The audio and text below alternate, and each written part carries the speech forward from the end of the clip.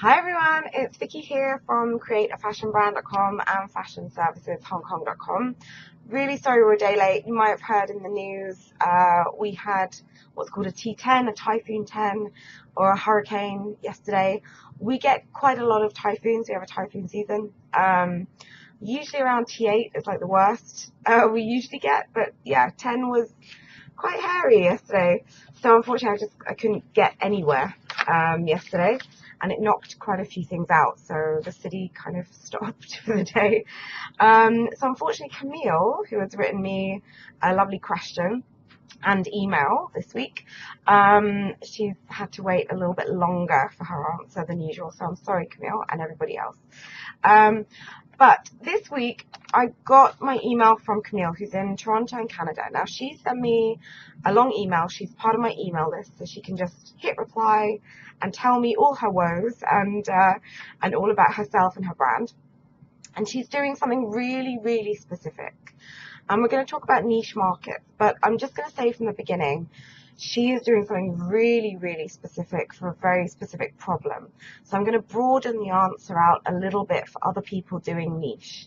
So that includes handmade, luxury, anything bespoke, you know, all those kinds of things that can't be mass produced, and you're solving, say, a really specific problem or selling to a really small group of people. And her question is basically, does it matter if my market is small? Now, Camille has done loads of research into her customer profile. Well done, Camille. A little clap for you. Because if you watch my videos every week, you'll know I bang on about them all the time. They're really important. Go watch some other videos on them. I won't cover them now. But she's done loads of research into her customer profile and her market, her consumer base. Basically, the amount of people that can buy her product or who might buy her product, okay? Now, like I said, she is doing something really specific, even in the global, world that we live in. She's got a very small customer base. So that's why I said I'm going to open it up a little bit more to other people like yourself. You might be doing something with a really small customer base, or luxury or handmade, something like that. So there's two things you've got to think about. The first thing is, because you've got less customers, you are really going to have to think about what they're asking for, what they're telling you that they need, any problems that they've got, any likes, dislikes. You're going to have to really think about the products that you offer them, because if you don't listen to them, no, they're not going to buy it. Quite simple. So you're going to have to do a lot more research, really get in there, speak to people, ask questions, really get some good information on how to design your products, on how to give them what they want. Which might mean a little bit of compromise, by the way. I have to think about that a little. The other part of this is about money. Now, Camille specifically, I know you're not bothered by that. You're doing like something very passionate, a passion project, as I like to call them. It's not about building a business. It's not about making money for you, I know. But if you're watching this and you are thinking about a niche product, but you do want to run a business and make some money and pay some bills, then you're going to need to think about money.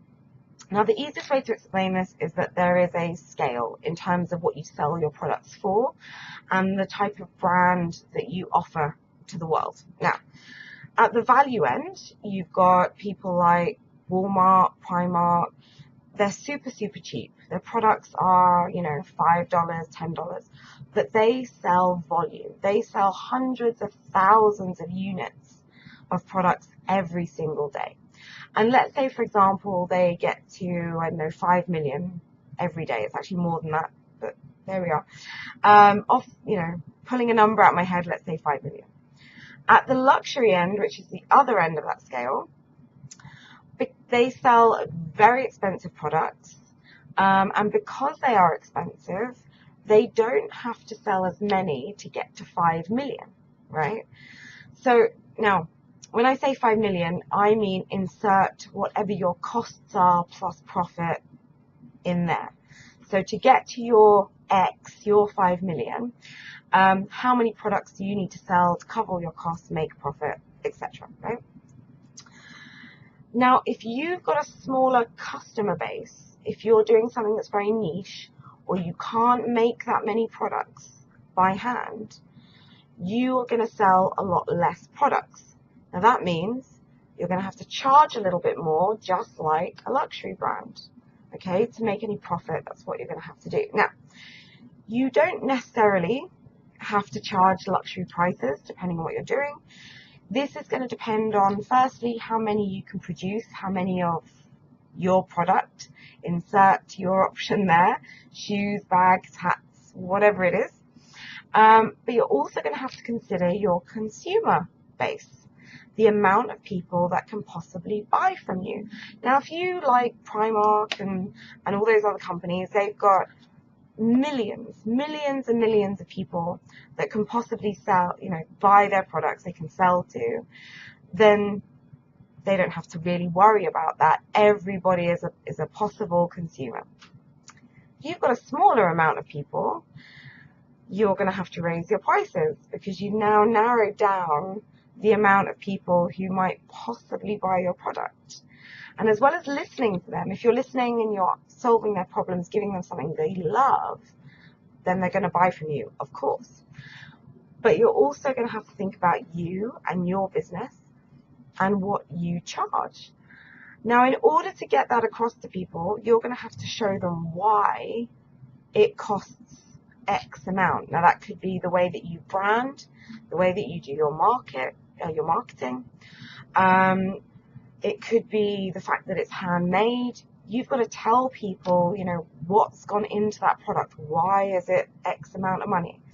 Now, like I said, it doesn't have to be on the luxury kind of price bracket. It can be anywhere, but you are going to have to kind of think about that sliding scale from value to luxury in terms of your consumer base and how many products you can possibly sell. Okay. So I hope that's helped if you're thinking about doing a niche product in a niche market. And Camille, to you, I hope that's helped a little bit with your specific situation. So in terms of does it matter? No, it doesn't.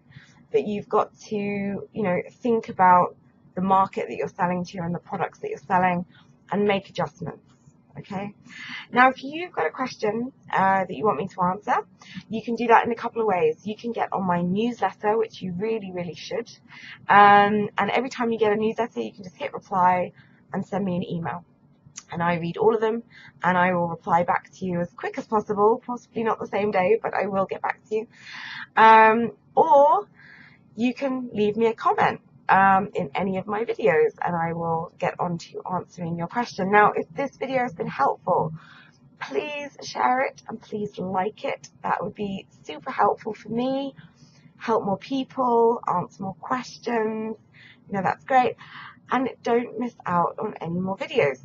Wait till the end of the video. There is a button there you can just click, sign up to my channel, and you won't miss any more videos. And I will look forward to answering another question next.